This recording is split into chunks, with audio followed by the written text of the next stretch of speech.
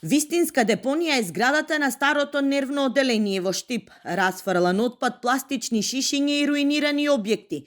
Тоа е дом на 47 фамилии. Жителите од околните населби реагираат, велат овој дел од градот е вистинско ругло. Истовремено стравуваат и за својата безбедност. Не, нема шанси. Ја не смеам да поминам од таму. И кучиња има и они, викам ви, се са пијани. Не смееш ни да поминеш таму, около одене, по пат.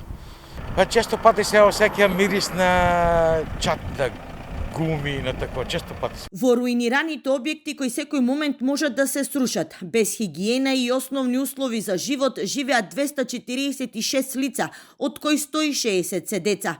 Се жалат на мизерните услови, но велат друг избор немат.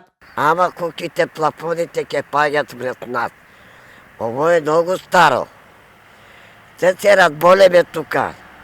Хигиена не може да фаќаш. Небарки многу има.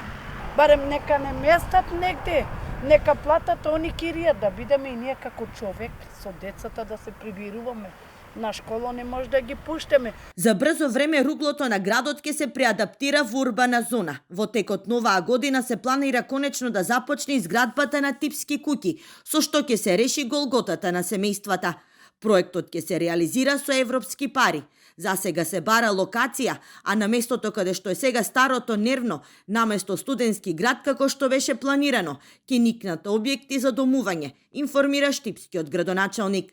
Пред 10 години, откако Брегалница им ги однесе живеалиштата, тогашната локална власт овие семејства привремено ги смести во зградата на старото нервно оделение, кое за разлика од сега имаа подобри услови за живот.